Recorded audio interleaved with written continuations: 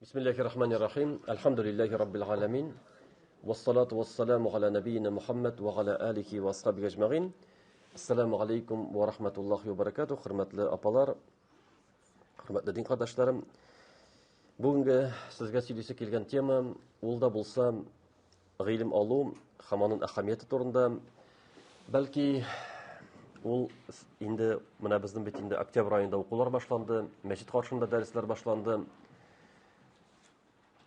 Ул безгә бик әһәмиятле, һәм аны без гел истә тотырга тиешлебез. Чөнки Пәйгамбәрбез саллаллаһу алейхи ва саллям безгә әйтеп калдырды: "Талабул илми фаридатун ала кулли муслим" дип. Гыйлем алу һәрбер мусламанга фарыз диде. Кайбер риваятларда ва муслима дип килә. Һәрбер мусламан һәм муслимәгә фарыз дип килә. Пәйгамбәрбез безгә шулай фарыз дип әйткәч, нинди гыйлем без алырга тиешлебез? Нинди гыйлемне без өйрәнергә тиешлебез?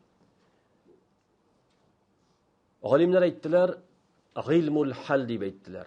Гыйлмул хал дигән сүз нәрсә ул? Гыйлмул хал ул кешенең тормышында бүгенге көндә кирәкле булган гыйлем ул фарыз булып тора. Мисал өчен, кеше балагатка иреште. Ул мусульман. Ул балагатка иреште. Кыз бала булсын, малай булсын. Хәзер намаз вакыты кирде. Намаз укырга кирәк. Ул инде намаз укуны белергә тиеш. Намаз укуны белергә тиеш. Шуңа күрә безнең динебез буенча әти-әниләр өстендә бурыч баланы кичкенәдән намазга өйрәтергә. Намазның кирәкле дугаларын, әттәхиятны, салаватны, Фатиха сүрәләрен инде өйрәтергә 7 яшьтән инде Пәйгамбәрбез саллаллаһу алейхи ва саллям намаз укырга әмер итте.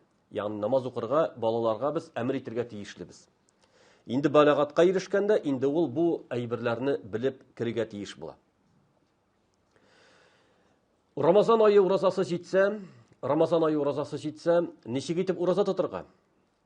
Ничек итеп без шушы олы фарызны, олы гыйбадәтне ничек итеп без башкарырга тиешлебез? Мусульман кешесе белергә тиеш. Шулай ук тәһарат мәсьәләсе, гусл мәсьәләсе, ул дагын аны белергә тиеш. Балигъ булгач инде 5 вакыт намаз уку фарыз. Шуларны белергә тиешле. Шуңа күрә галимнәр әйттеләр булай дип. Әгәр дәген менә хәзерге вакытта мисал өчен, хәзерге вакытта без яшибез, әлхәмдүлилләh, зур нигъмәт. Мәчетләребез бар. Мәдрәсәләребез эшли. Гәҗитләрдә, телевизорларда, интернет каналларда дин турында сөйләнә һәм дин турында мәгълүмат җитәрлек. Менә хәзерге вакытта кемдер намаз укый башлый. Һәм гусулын дөрес алмый. Нәрсә гусулны боза, яки тәһаратны ничек аласын белми. Һәм шулай итеп күпмедер намаз укый. 1 ай укый, 2 ай укый мәсәлән. Аннар дәрескә килә дәген белә аның намазы дөрес булмаган, чөнки гусулы дөрес түгел, яки тәһараты дөрес түгел. Бу кеше дин әһелләреннән сораса, дин әһелләре аңа җавап бирә: "Синең гусулың юк. Син өйрәнергә тиеш идең, белергә тиеш идең" дип. Ягъни хата белән укыган намазларны кире кайтар дип әйтергә тиеш була. Чөнки ул кешенең бурычы гыйлемне өйрәнү һәм алу. Әмма дә ләкин мәсәлән совет чорында, ул вакытта дин тыелган вакытта, дини мәгълүмат булмаган вакытта, әгәр дә кемдер намаз укыса, кемдер билдеге белән ураза тотса мәсәләнме, иншалла аның гыйбадәте дөрес дип әйтәбез, чөнки аның мөмкинчелеге юк иде сорарга. Ә хәзерге вакытта гыйлем алырга мөмкинчелек бар. Хәтта шушы дәресләрне дәген, ягъни трансляция ясыйлар, аны YouTube каналларына куялар, ягъни кешегә гыйлем алырга мөмкинчелекләр бар. Әгәр дәген кеше үзенең дине өчен гыйлем алмаса, ул үзе гаепле була. Шуңа күрә хәзерге вакытта мин белмәдем дип әйтергә гозер юк. Шулай ук әгәр дәген кеше сәүдә белән шөгыльләнсә, ничек итеп сәүдә алып барырга? ничек итеп акча алыштырганда, ничек итеп рибага эләкмәскә, аларны дагын белергә тиеш. Алтынны сатып алганда ничек, башка төрле малларны сатып алганда ничек, әгәр дә бартер белән сатсан, товарны товарга сатсан, ничек итеп сатасы, бу әйберләрне сорарга кирәк, чөнки бу мәсьәләләрдә рибага эләгеп була. Ягъни аны сәүдәгәр кеше белергә тиеш. Белмәсә өйрәнергә тиеш, хәзерге вакытта мөмкинчелекләр бар. Шулай ук, мәсәлән, криптовалюта сатып аламы ул, яки башка төрле биржаларда эшлиме ул, яки сәүдә ачмакчы буламы ул әйберне башта белергә тиеш, өйрәнергә тиеш. Монда харам юкмы? Харамга кермиме ул? Чөнки кеше белмичә, әгәр дәген мондай әйберләргә игътибар итмәсә, ул көн сайын харам мал апкайтырга мөмкин, үзе шул харам малны ашый, гаиләсен ашата һәм башкасы. Ягъни, әгәр дәген ул бу әйберләрне белмәсә, шуның өчен мондый мәсьәләләрне өйрәнү дәген һәрбер мусульманның, ягъни кем шушы турыдан-туры шундый эшләр белән шөгыльләнә, ул аның бурычы булып тора. Шулай ук гаилә корганда. Ир кеше, җегет кеше өйләнә, кыз кеше кияүгә чыга. Әле алар өйләнмәгәндә, гаилә курмаганда, алар бер-берсендә бер нинди дәген хаклар юк, илля мәгәр ислам хакы. Ягъни бер икесе дә мусульман, ислам хакы алар өстендә бар. Кайчан кеше гаилә кора? Кайчан кеше гаилә кора инде? Ул вакытта аның өстендә ир хакы, хатын-кыз хакы, ир өстендәге бурычлар, хатын өстендәге бурычлар йөкләтелә. Ничек шуларны белергә, ничек шуларны үтәргә, кыямәт көнендә Аллаһ каршына баргач, җавап биргәндә дөрес булуын ничек итеп эшләргә, аңар гыйлем кирәк. Гыйлем кирәк, хатын-кыз үзенең бурычларын белергә, ир кеше үзенең бурычларын бүлергә тиешле. Тиешле һәм үтәргә тиешле. Шулай ук, әгәр дәген кеше, мәсәлән, безнең бит инде әтиәниләребез, туганнарыбыз, якыннарыбыз, без җәмгыятьтә яшибез, якын тирәдәге кешеләр, алар белән ничек итеп мөгамәлә итәргә, Аллаһ Тәгалә ничек кушты безгә күршеләр белән мөгамәлә итәргә, ничек кушты туганнар белән мөгамәлә итәргә, туганнар җепләрен ничек сакларга, әтиәни турында әйтәсе дәген юк. Әтиәнигә ничек кадер хөрмәт күрсәтергә, Аллаһның әмрен өйрәнергә без бурычлы һәм тиешлебез. Әлбәттә, бу әйберләрне инде әти-әни балага кичкенәдән өйрәтергә тиешле.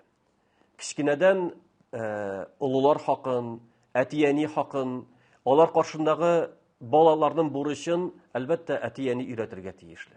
Һәм кайберләрен мәктәптә дә өйрәтәләр. Мәсәлән, юл кагыйдәләре булсын, җәмгыятьтәге булган кайбер хаклар турында мәктәптә дә өйрәтәләр. Ләкин булар барсы дагын гыйлем аша килә. Барсына дагын гыйлем кирәк. Шуңа күрә, менә бу гыйлмул хал дип әйткәндә, безгә тормышыбызда кирәкле булган гыйлем, аны белү, өйрәнү ул мусульман кеше өчен бурыч булып тора, фарыз булып тора. Әгәр дә без шуларны белмәсәк, һәм мин белмәдем дип әйтсәк, безнең гүзеребез юк. Белмәсән өйрәнергә кирәк. Пәйгамбәрбез әйтте, "Әл-илму бит-тәгаллум" диде. Гыйлем ул өйрәнү белән килә диде. Бер кешедәген гыйлем белән гыйлемле килеш тумый. Кеше өйрәнеп гыйлем ала. Шуңа күрә, әгәр дәген без шушыларны өйрәнсәк, һәм белсәк, һәм шуны тормышта куллансак, аның нәтиҗәсе әйбәт була. Пәйгамбәрбез саллаллаһу алейхи ва саллям әйтте: "Мен сәләкә тарикан ялтамису фиһи гыйлман, саххалаллаһу биһи тарикан иләл җанна", ул кама кала саллаллаһу алейхи ва саллям. Кемдәген кем гыйлем юлына аяк басса, гыйлем юлына аяк басса, гыйлем алса, Аллаһ Тәгалә аңар җәннәт юлларын җиңгеләйтер диде. Ничек итеп җәннәт юллары җиңгеләя? Чөнки син Аллаһ тарафыннан йөкләтелгән бурычыңны беләсен һәм үтәргә тырышасың. Ягъни, чөнки гыйлем белү асылда ул әле сине җәннәткә алып керми. Нәрсә җәннәткә алып керә? Гамәл алып керә. Ягъни гыйлем нәрсә өчен кирәк? Гамәл өчен кирәк. Ягъни галимнәр әйттеләр, гыйлем ул агач диделәр. Аның җимеше гамәл диде. Ягъни синең алмагач үсеп утыруында, әгәр дә җимеш бирмәсә ни файда? Үсеп утыра ул. Бар ул. Әмма дә ләкин әгәр дә аның җимеше булмаса, ул агачның булуы булмавында зур аерма күп түгел. Шуңа күрә, гыйлем гамәлгә бәйле. Һәм гамәл нәрсә өчен кирәк? Җәһәннәм утыннан котылып җәннәткә керер өчен кирәк. Ягъни безнең гамәлебез җәһәннәмнән котылып җәннәткә керер өчен кирәк. Аны котылу юлын белер өчен гыйлем кирәк. Чөнки Пәйгамбәрбез саллаллаһу алейхи ва саллям әйтте, җәннәткә нинди юл алып бара, барсын да күрсәттем диде. Җәһәннәмгә нинди юл алып бара, барсын да күрсәттем дип әйтте. Шулай булгач, Пәйгамбәрбез безгә гыйлемне күрсәтеп калдырды. Пәйгамбәрбез саллаллаһу алейхи ва саллям бер кешегә өйрәтеп калдырса, инде ул гыйлемне җиткергән булып санала. Шуңа күрә кайбер гыйлемне бер сахаба риваят итә. Ике сахаба риваят итәргә мөмкин. Кайбер сахабалар белмәскә мөмкиннәр. Бер вакытны Гомар радиллаһу анһуның ишеген шакыдылар.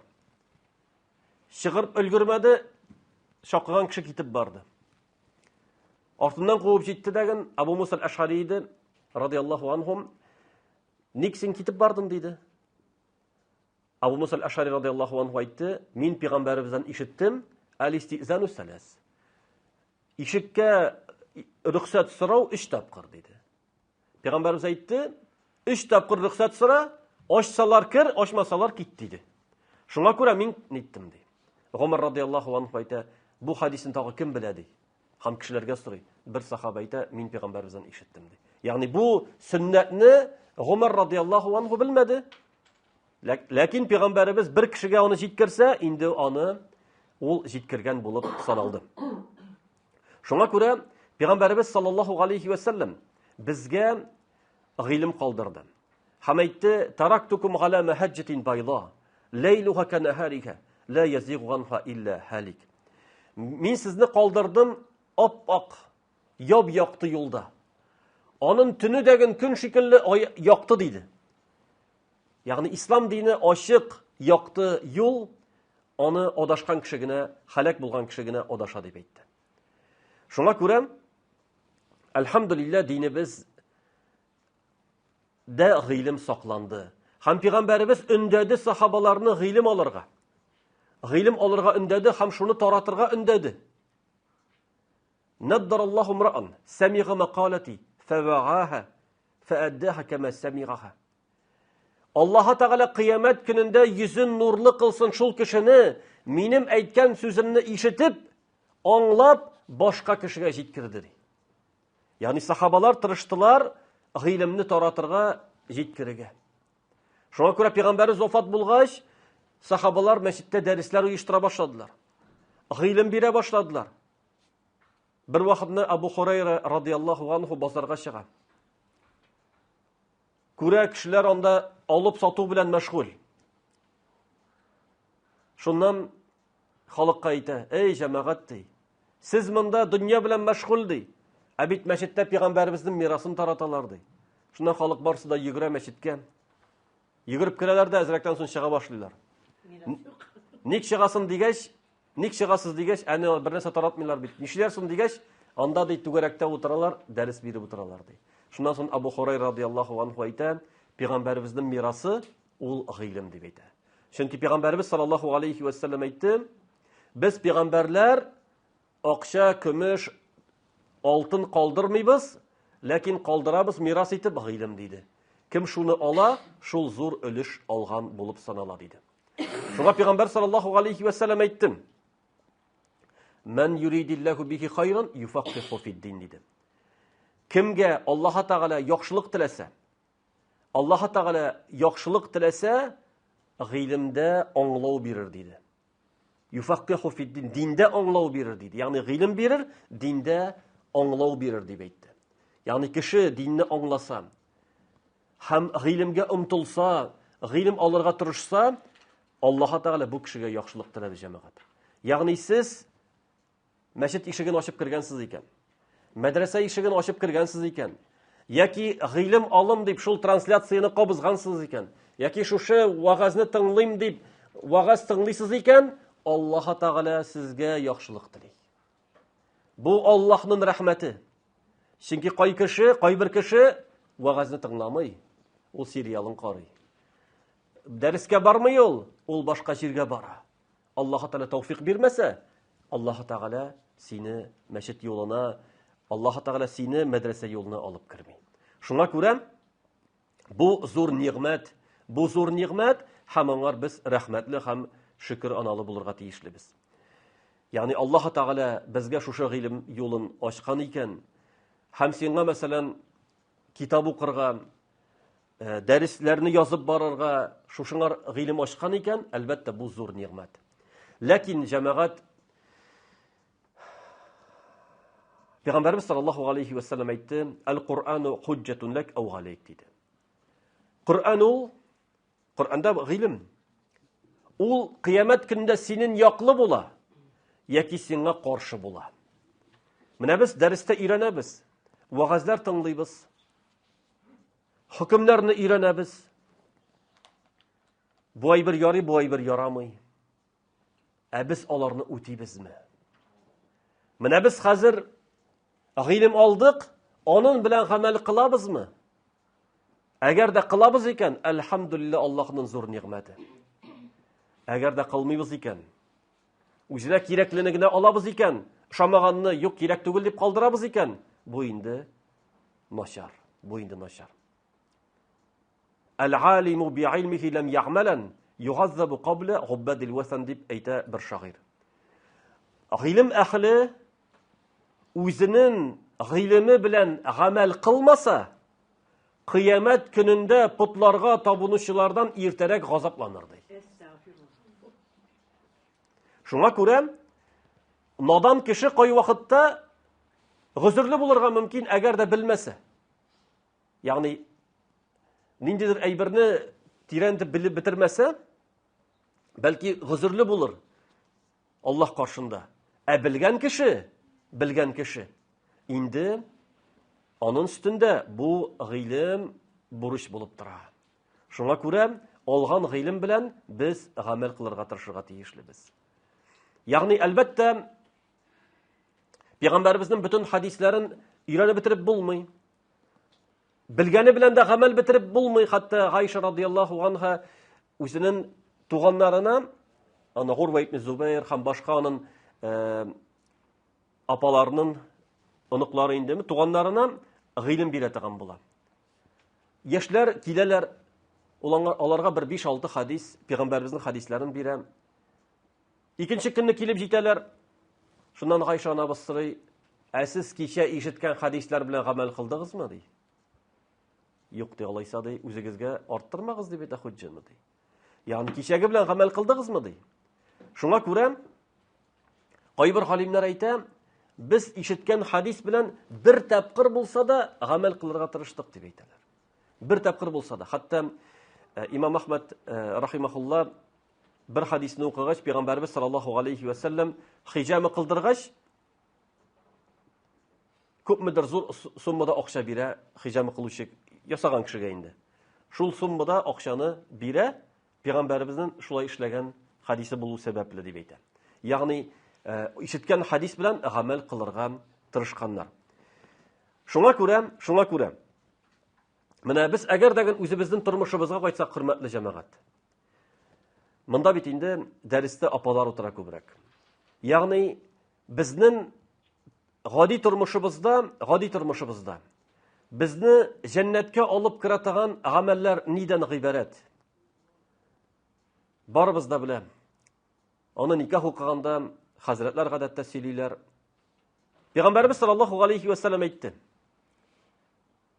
"Әгәр дәгән хатын-кыз 5 вакыт намазын укыса, Рамазан айында уразасын тотса, үзенең гыйффәтлеген сакласа һәм иренә буйсынса, җәннәтнең кайсы ишегеннән тели, шуннан керер" дип әйтә.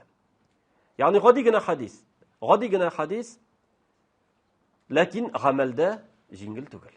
Гамәлдә җиңел түгел. Ягъни бу Пәйгамбәрбез саллаллаһу алейхи ва сәлләмнең безгә әйткән киңәше, ягъни хатын-кыз тормышында кагыла торган киңәш. Шулай ук без мәсәлән ишетәбез, ничек итеп әти-әнигә кадәр хөрмәт күрсәтү. Әгәр дә безнең әти-әниләребез исән икән, biz аларга иң кадерле хөрмәтне күрсәтергә тырышырга тиешлебез. Әгәр дә алар вафат икән, biz аларны дугадан калдырмаска тиешлебез. Галимнәр әйтәләр, Аллаһ Таала Коръәндә әйтә: "Анишкурли ва ли валидейк." Аллаһ Таалага шөкер ит һәм әти-әниеңгә шөкер ит дип әйтә Аллаһ Таала. Галимнәр әйтте, biz Аллаһка шөкер итәбез 5 вакыт намаз белән. 5 вакыт намаз белән. Шуңа күрә кимендә әти-әнигә 5 вакыт 5 тапкырдан да әзрәк дуга кылма дип әйтә. Көнгә. Әти-әниеңне дугадан калдырма диләр. Шулай ук динебез безгә мәсәлән куша күршеләребез белән яхшы мөнәсәбәттә булырга. Пәйгамбәр саллаллаһу алейхи ва сәлләм әйтә, хатыннарга әгәр дәгендәй ул вакытта бит инде ачлык булган, шулпаларыгызны күбрәк салыгыз. Күршеләрегезгә өлеш чыгарыгыз дип әйтә. Ягъни кеше мәсәлән тәмне ниндидер бәйрәм булды, ниндидер аш үткәрә икән, ягъни күршеләрне онытма. Күршеләрне онытма, ул әлбәттә бәлки туктыр, әмма дә ләкин ул зур хөрмәт күрсәтү, хәтта менә бер кеше сөйли. Корбан гаетендә ди, күршеләргә корбан ителәшеп чыктым ди.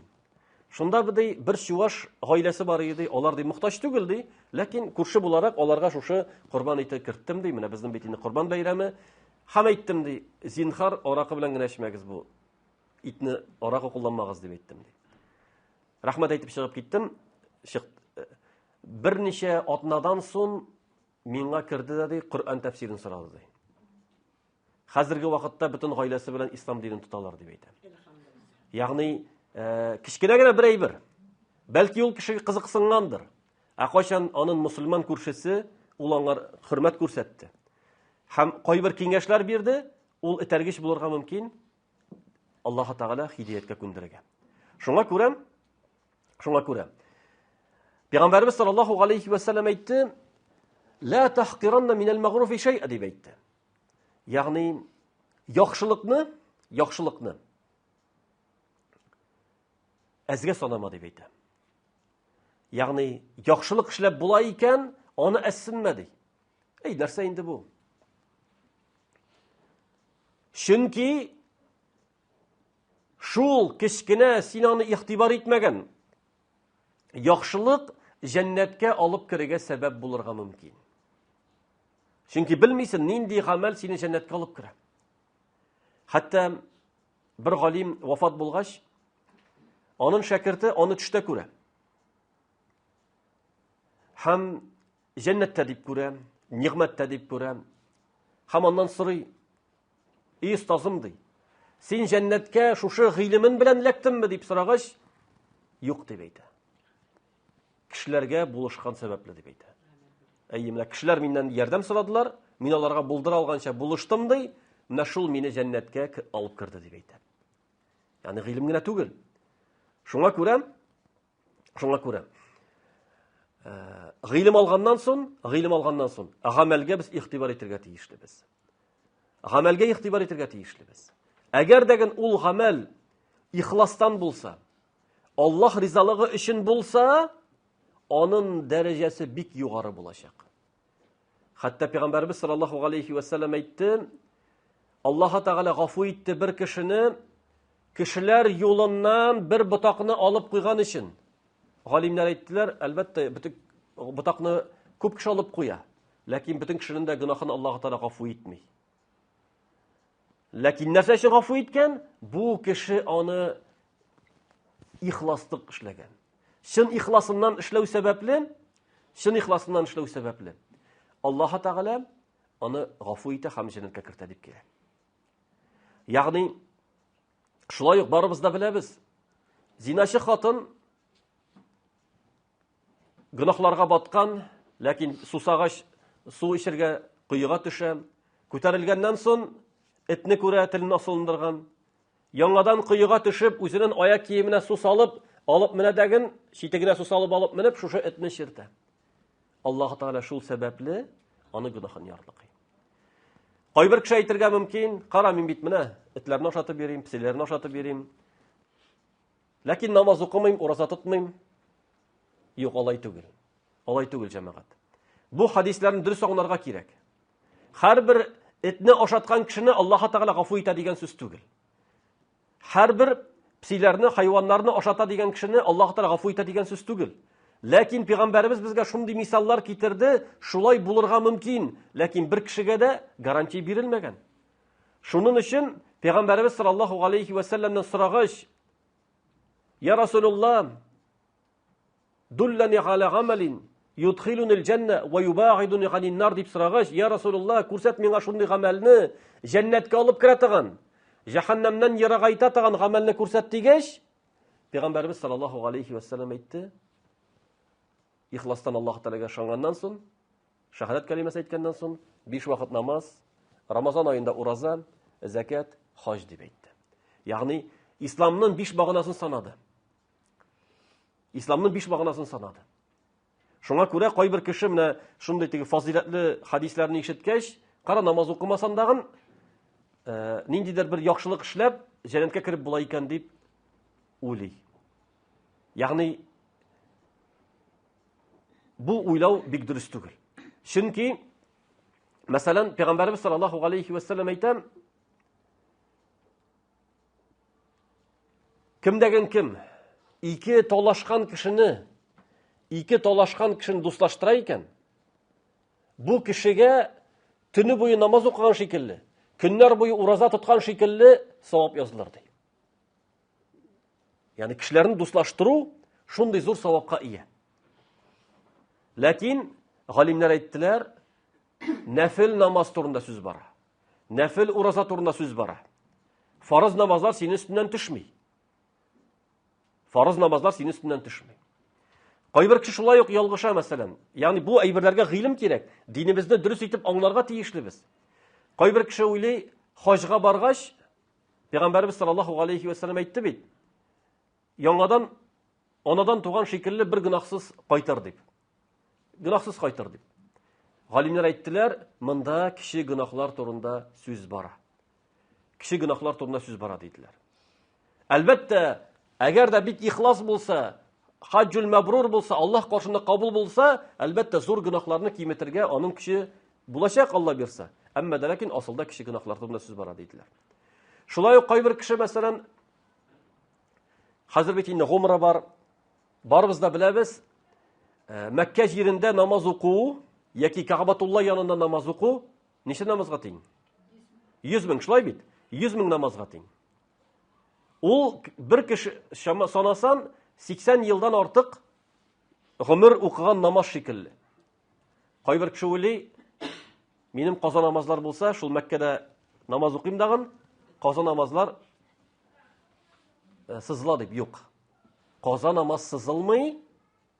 Әгәр дә каза тиешле булса, фақат сиңа савап языла. 100 мең намаз шикелле савап языла. Әгәр дәген әлбәттә савап язылыр өчен ул ихластан булырга тиешле. Аллаһ Таала каршында әлбәттә кабул булырга тиешле. Чөнки Пәйгамбәрбез саллаллаһу алейхи ва сәлләм әйтте, кеше намаз укыр диде, аңар язылыр фақат оннан бире, ягъни 3-2 һәм ягъни шулай итеп санап китте. Ягъни камил намаз булсын өчен кеше намазын җиренә җиткереп, хушук белән, күңел белән Аллаһ Таала каршында уйлап, шулай башкарырга тиешле. Шул вакытта бу намазның савабы камил булачак.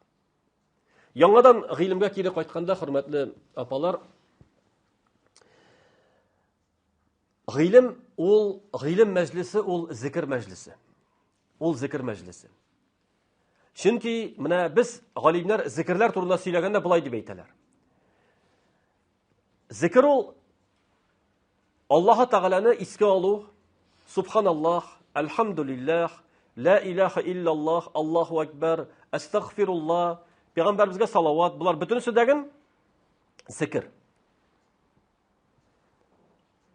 Elbette көңелдән чыгып тел белән әйтелгән зикрнең савабы зур. Икенче төрле зикр ул Коръан уку. Коръан уку ул улы зикрләрдән санала. Коръан уку улы зикрләрдән санала. Шулай ук Аллаһ Тәгаләнең хөкемнәрен өйрәнү ул зикрдән санала. Кайбер риваятларда килә, "Ва музакаратуху тасбих", гыйлемне кабатлау, өйрәнү ул тасбих әйткән шикелле зикр дип әйтәләр. Ягъни Аллаһ Тәгаләнең хөкемнәрен өйрәнү дигән ул зикр. Шуңа күрә менә без дәрескә килгәндә ниятләребез шундый булырга тиешле. Без гыйбадат кылырга киләбез. Biz Аллаһ Тәгаләне искә ала торган мәҗлестә утырырга киләбез. Ягъни чөнки дин дәресләрендә Аллаһ Тәгалә турында сөйләнелә. Аллаһ Тәгаләгә ничек итеп дөрес гыйбадат кылу турында сөйләнелә. Аллаһ Тәгаләнең илчесе турында, пәйгамбәребез турында сөйләнелә.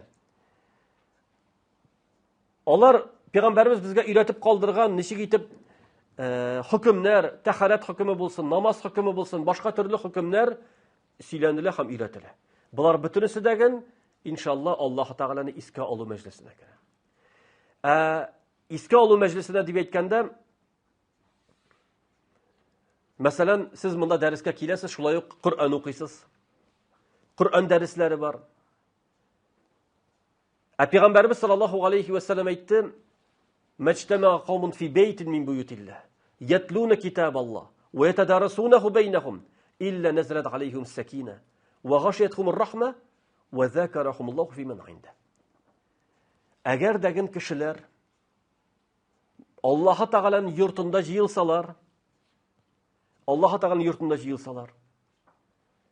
Коръанын укысалар, бер-берсе белән өйрәнсәләр,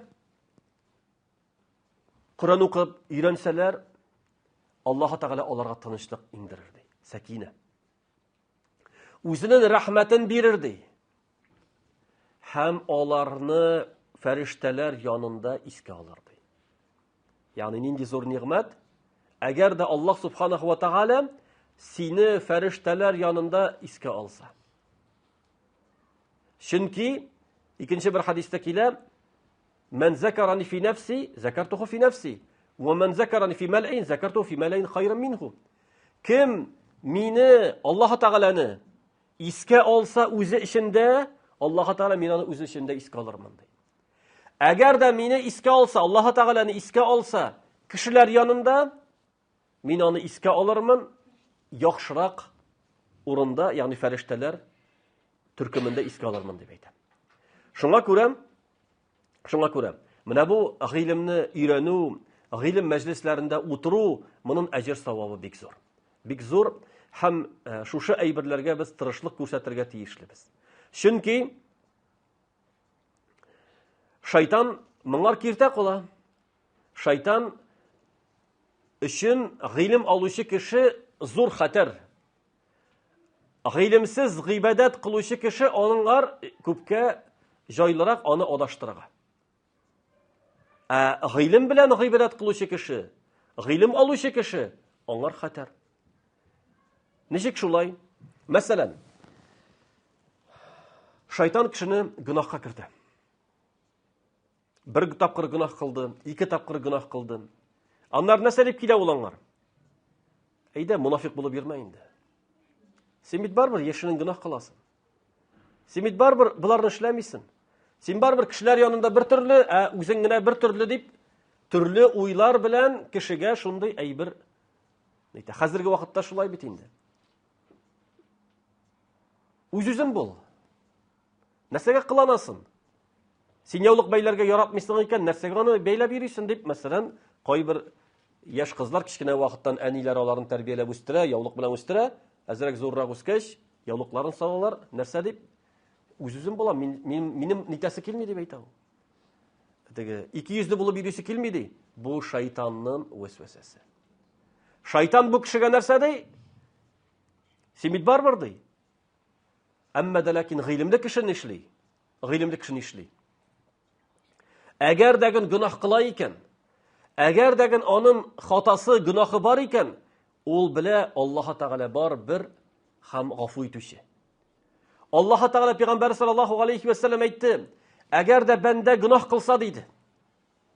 Яшерен кыламы уланы, ачыктан ачык кыламы, әгәр дә гөнаһ кылса, һәм "Я Раббым, мин гөнаһ кылдым, кичер мине" дисә, Аллаһ Тәгалә кичерәм ди.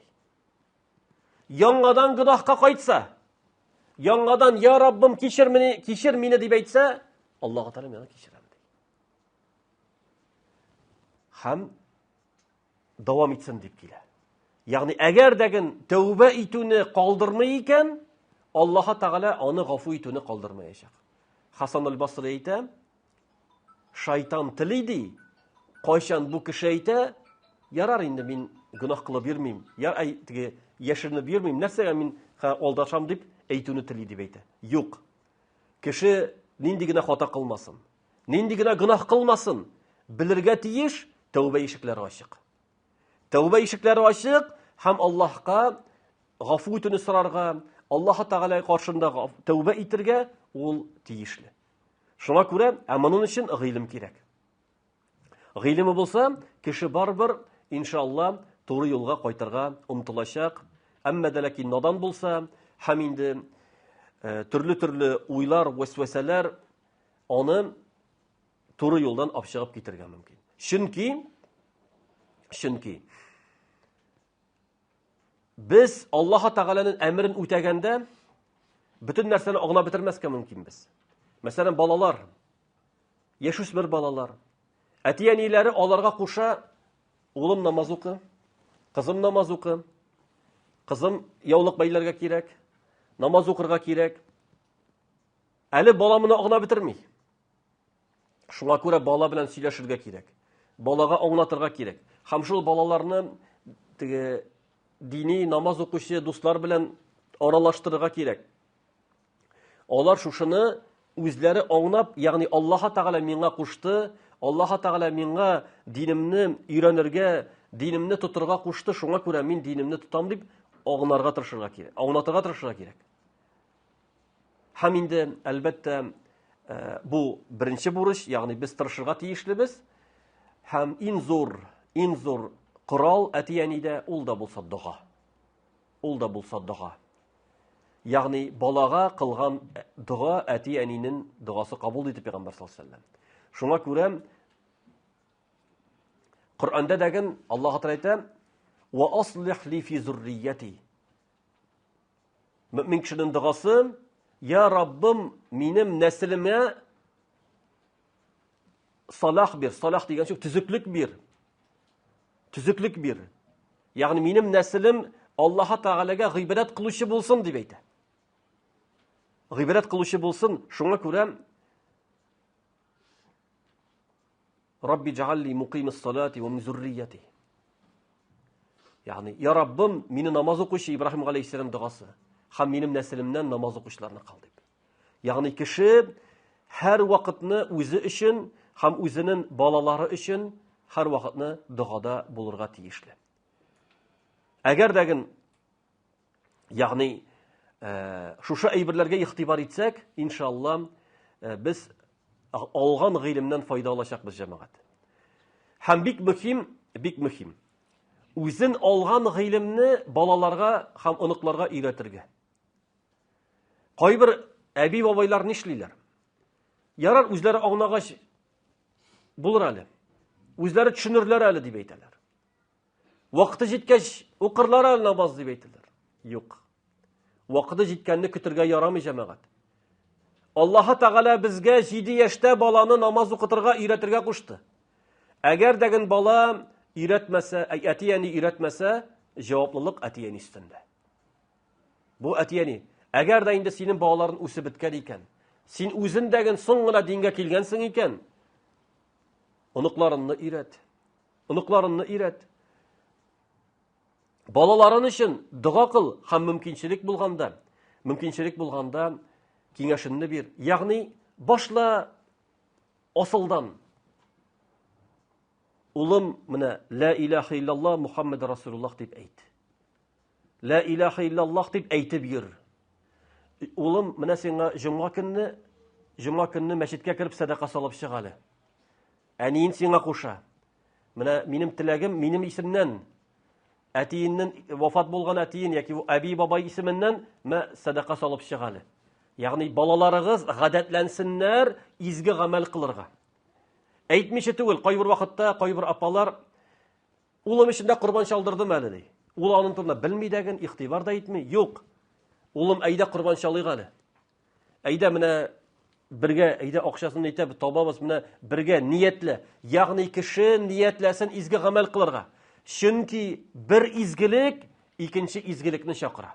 Бер изгелек артыннан икенче изгелек килә. Шуңа күрә без тырышырга тиешлебез.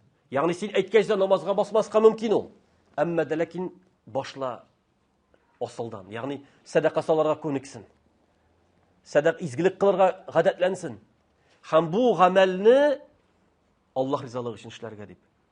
Улым, кызым, Аллаһ ризалыгы өчен эшлә дип. Бәлки балалар аңлап та бетермәскә мөмкин. Әти кушкан өчен дә эшләргә мөмкиннәр. Әни кушкан өчен дә эшләргә мөмкиннәр. Ләкин бүген ул әни кушкан өчен эшли. Иртәгә әни кушкан өчен эшли. Аннары Аллаһ ризалыгы өчен эшли башлаячак Алла бирсә. Шуңа күрә менә бу әйберләрне без хикмәт белән җиткерергә тиешлебез җәмәгать. Ягъни дуга һәм чөнки әти-әнинең бәхете нәрсәдә? Коръәндә Аллаһ Таала сөйләп әйтә. Мөэминнәрнең дугасы: Раббана һаб лана мин азваҗина ва зурриятина qurrata a'yun waj'alna lil muttaqina imama. Rabbana hab lana. Ya Rabbim bizga bo'lak etib bir.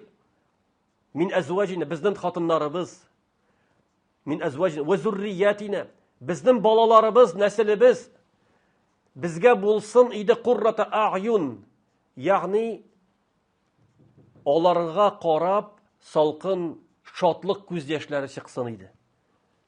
Er kishi xotinina qarab, xotin qiz erine qarab, bolalarına qarab, unuqlarına qarab şotliq ko'z yoshlari chiqqan narsadan qo'shan ular Allohni tanıylar. Qo'shan ular Alloh Taolaga g'ibodat qilalar. Senin ortında namoz o'qiylar masalan er kishi. Ya'ni mana bu albatta shotliq tugilmini. Ya'ni atiyaninin shotligi shushunda jamoat. Shushunda. Vaj'alna lil muttaqina imama. Ham o'zi uchun narsa bizni taqvoli mu'minlar uchun o'rnak etsan edi. Ya'ni Alloh Taoladan so'ray, Allohdan so'raymiz nechik? Ya'ni Alloh Taolo bizni o'ratan, nechik etib duo qilarga. Ya'ni o'zini o'rnak, ya'ni biz musulmon kishisi o'zimizning xulqimiz bilan, o'zimizning muomalamiz bilan, oiladagi muomala bilan, jamiyatdagi muomala bilan boshqa taqvo mu'minlar uchun o'rnak bo'larga. Agar sen taqvo mu'minlar uchun o'rnak bo'lsan, inshaalloh boshqa jamiyat kishilari uchun da o'rnak bo'lasan. Shunga ko'ra, mana bu amalning jimishi jamoat. Amalning jimishi, ya'ni albatta g'ilmning jimishi amalning jimishi inshaalloh Allohning rizolig'iga erishuv ham Alloh subhanahu va taolo onu inshaalloh bu dunyoda beracak. Lakin qo'yib kishi aytirga mumkin, mana men tirisham, duo qilam. Bizning abimiz bor edi, o'rin jannatda bo'lsin, aytaydi bolalarına: "Ey balalarim, agar da men sizning uchun so'raganni o'zimga so'ragan bo'lsam, alla kim bo'lar edim" dedi. Chunki doimiy ravishda tahajjud namozini turaydi, namoz o'qiydi. Agar dagin o'zim uchun so'ragan bo'lsam, alla kim bo'lar edim deb aytadigan bo'lar. Lakin alhamdulillah Alloh taolo uning duolarini qabul etdi. Ham shunga ko'ra ati-anining burishi bolalarga duoni qoldirmau. Ham kimdir aytirga mumkin, lakin ular bit o'zgarmaylar, namozga bosmaylar. Baribir duoni davom ettirga kerak. Duoni davom ettirga kerak. Balki sen o'lgandan so'ng Alloh taolo ularga hidoyat berar. Belki şuşu nesilini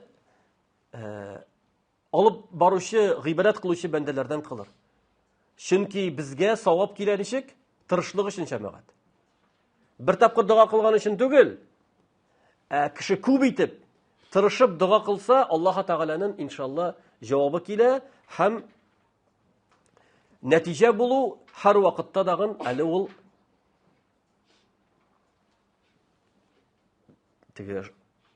dürüst diyen netice tügül.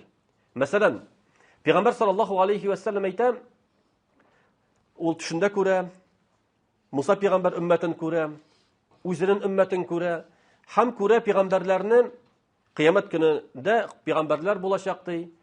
Kaybirleri bile bir neçe kişi yergen. Kaybirlerine bir kimde yermegendi.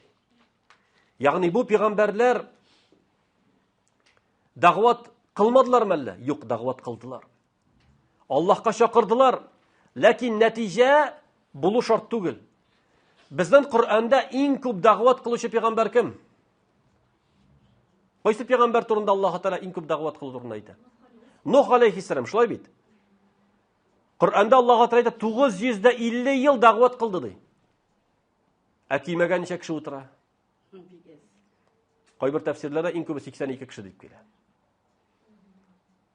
Yani neçe 100 yıl davet kıla.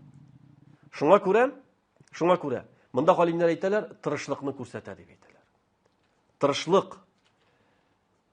Yani bizden neticeni Allah Teala o'zi beracak. O netice senin turmuşunda bulsa elhamdülillah Allah'ın zor nimeti. Eğer de senin turmuşunda bulmasa, ol senin netice bulma degan söz tugul. Şuna ko'ra, hurmatli apalar, bizning buruşibız tırışlık koyu, ko'rsatuv, masalan, Qaybir kishi iri bilan tilmira masalan. Qaybir problemalar bulurga mümkün. Lakin agar dagin kishi tirishsa ekan, sabr eta ekan, Alloh Taala inshaalloh o'zining natijasini beracak. Shunga ko'ra, mana millat anası deb aytalar bit endi. Millat tuzuk bo'lsin uchun anilarning durust bo'luvi, anilarning oilalarni saqlov albatta xotin-qizning big zo'r roli xotin-qiz ustida. Big zo'r rol agar degan xotin-qizlar hikmatli bo'lsa, sabr bo'lsa, inshaalloh oilalar saqlanacak. Oila saqlansa, ul bizning jamiyatda saqlanacak. Ham jamiyatdan kishilar inshaalloh, ya'ni musulmoncha tarbiyalanib o'ssa, ul big zo'r foyda bo'lacak bizning xalqimiz uchun, millatimiz uchun. Shunga ko'ra, mana bugun söylagan va'zlarim endi inshaalloh onda albatta turli temalarga kirdim, lakin bugun endi ayrim dars bo'lgach, umumiy dars bo'lgach, ilmning fazilatini aytasi keldi. Şuşu algan ilim bilen amel kılını jetkirasim keldi. Allah subhanahu wa ta'ala algan ilim bilen izgi amel kılıp yaşarga nasip eylesin. Subhanakallahumma bihamdik, eşhedü en la ilahe illan, estağfiruke ve etûbü